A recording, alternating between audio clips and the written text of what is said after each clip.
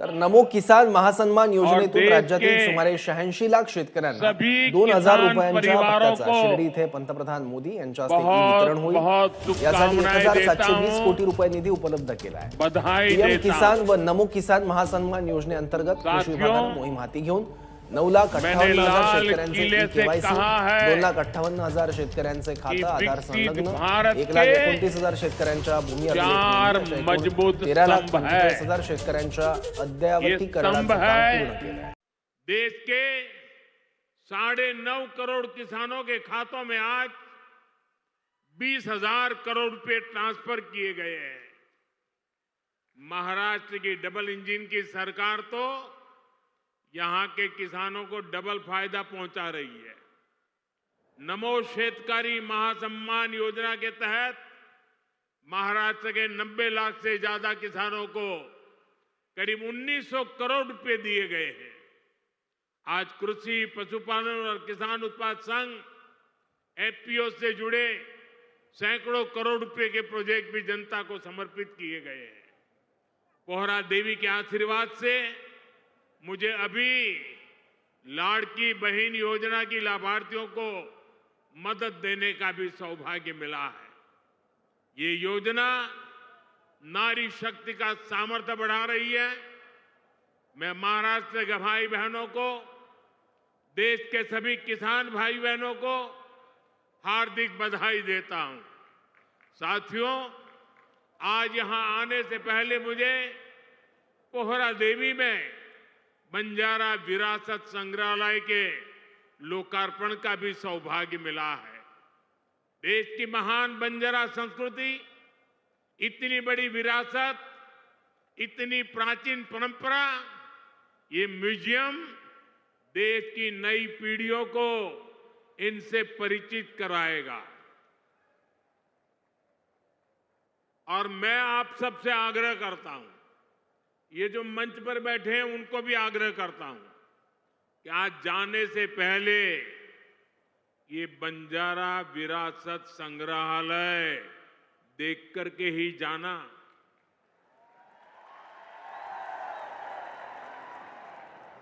मैं देवेंद्र जी को बधाई देता हूं।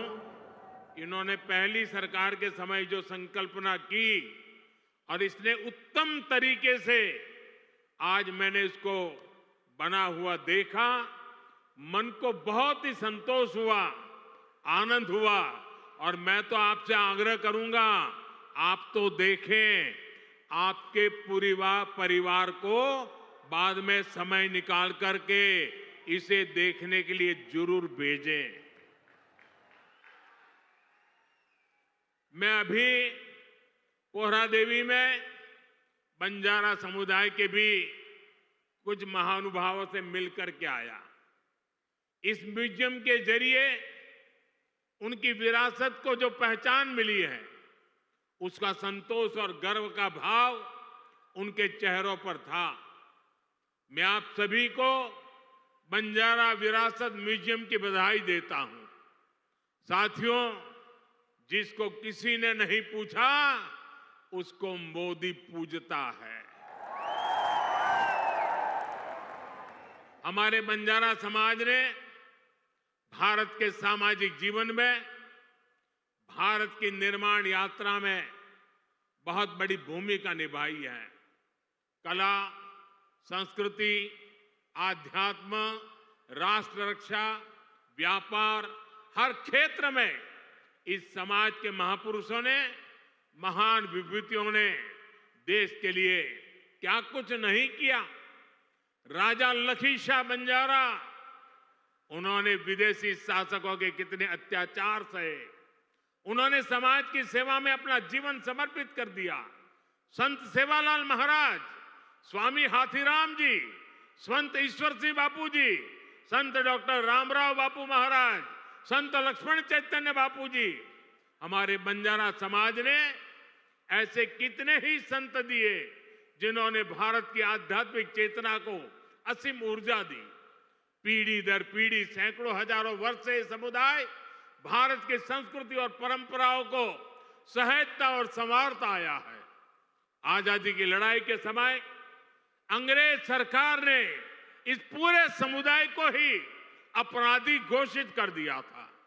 लेकिन भाइयों बहनों, आजादी के बाद ये देश की जिम्मेदारी थी कि बंजारा समाज की चिंता करे, उन्हें सही सम्मान दे। और उस समय कांग्रेस की सरकारों ने क्या किया? कांग्रेस की नीतियों ने इस समाज को मुख्य धारा से काट कर रखा। आजादी के बाद कांग्रेस पार्टी पर जिस परिवार ने कब्जा किया, उसकी सोच शुरू से ही विदेशी रही है। अंग्रेजी हुकूमत की तरह ही ये कांग्रेसी परिवार भी दलित, पिछड़ा, आदिवासियों को अपने बराबर नहीं मानते।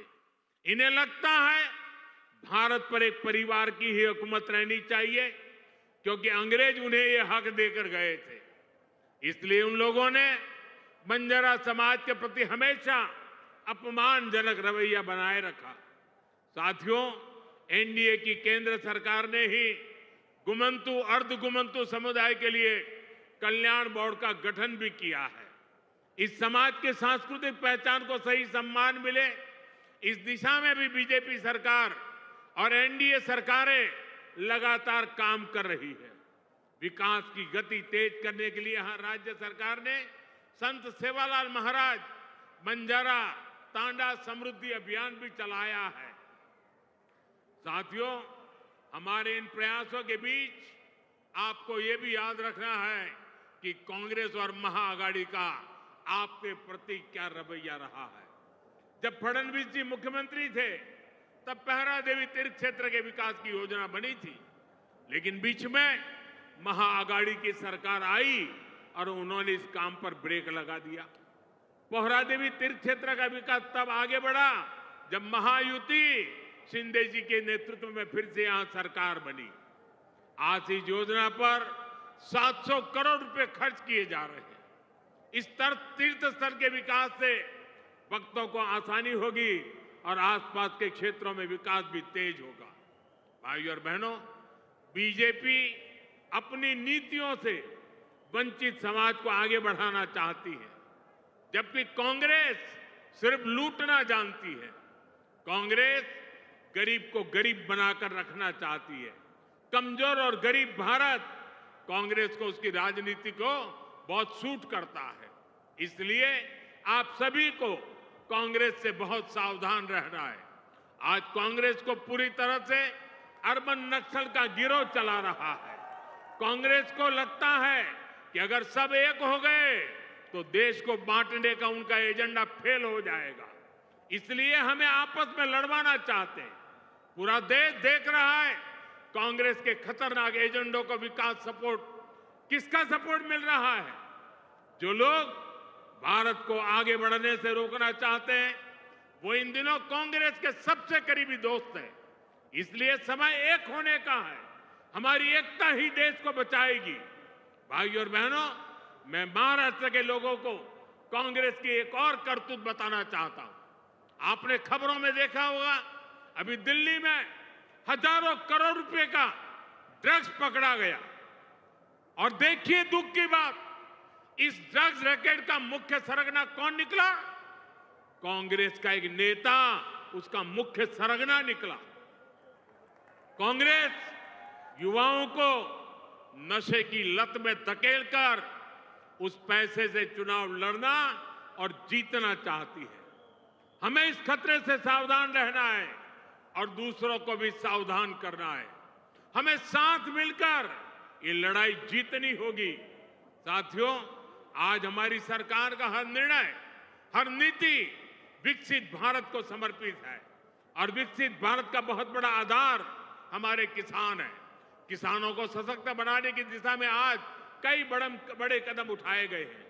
आज 9,200 किसान उत्पाद संघ एफपीओ देश को समर्पित किए गए हैं।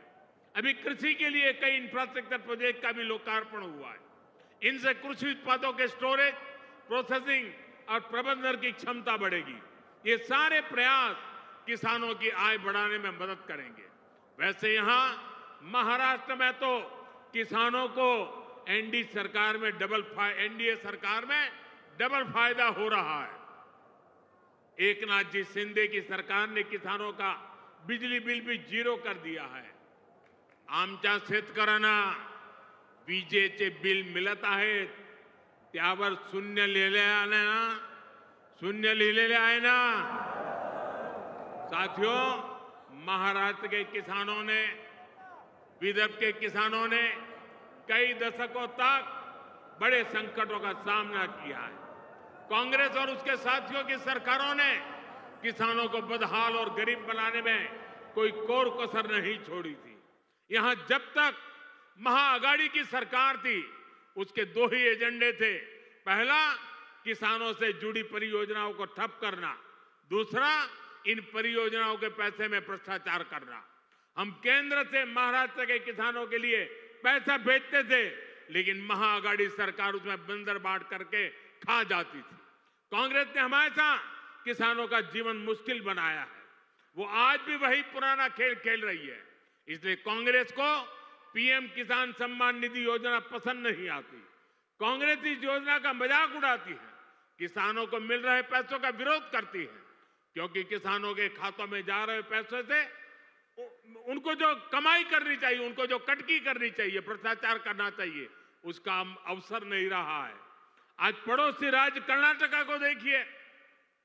जैसे महाराष्ट्र में महायुति सरकार किसान सम्मान निधि के साथ अलग से पैसे देती है, ऐसे ही कर्नाटका में बीजेपी सरकार देती थी. यहां कर्नाटका के मेरे कई बंजारिया परिवार यहां आए हुए हैं. लेकिन जैसे ही कर्नाटका में कांग्रेस की सरकार आई, उन्होंने वो पैसा देना बंद कर दिया. वहां की कई सिंचाई परियोजनाओं से राज्य सरकार ने मुंह फेर लिया. कर्नाटका में कांग्रेस ने बीज की कीमतें भी बढ़ा दी. हर चुनाव से पहले कर्ज माफी का झूठा वादा कांग्रेस का पसंदीदा हथकंडा है. तेलंगाना में ये लोग कर्ज माफी का वादा करके सत्ता में आए, लेकिन सरकार बनने के बाद इतना समय गुजर गया, अब किसान कुछ पूछ रहे हैं कि उनका कर्ज माफ क्यों नहीं हुआ. भाइयों और बहनों, हमें भूलना नहीं है, महाराष्ट्र में भी कांग्रेस और महाआघाड़ी सरकार ने सिंचाई से जुड़े कितने कामों को रोक कर रखा था. जब एनडीए सरकार आई, उसने इस दिशा में तेजी से काम किया. महाराष्ट्र सरकार ने वैनगंगा, नलगंगा नदियों को लिंक करने की योजना को मंजूरी दी है. करीब 90,000 करोड़ रुपए की इस परियोजना से अमरावती, यवतमाळ, अकोला, बुल्डाना, वाशिम, नागपुर और वर्धा में पानी की कमी को दूर होगी. महाराष्ट्र की सरकार कपास और सोयाबीन की खेती करने वाले किसानों को आर्थिक मदद भी दे रही है. किसानों के खातों में कपास और सोयाबीन के लिए 10-10 हजार रुपए दिए जा रहे हैं. हाल ही में अमरावती के टेक्सटाइल पार्क का शिलान्यास भी किया गया. इस पार्क से कपास किसानों को बड़ी मदद मिलेगी. साथियों, हमारे महाराष्ट्र में देश की आर्थिक प्रगति का नेतृत्व करने की असीम क्षमता है. ये तभी होगा जब गांव, गरीब, किसान, मजदूर, दलित, वंचित सबको आगे बढ़ाने का अभियान मजबूती से चलता रहेगा. मुझे विश्वास है आप सब अपना आशीर्वाद बनाए रहेंगे. हम सब साथ मिलकर विकसित महाराष्ट्र, विकसित भारत के सपने को पूरा करेंगे. इसी कामना के साथ मैं एक बार फिर हमारे किसान साथियों और मेरे बंजारा समाज के सब भाई बहनों को बहुत बहुत बधाई देता हूं. मेरे साथ बोलिए, भारत माता की, भारत माता की, भारत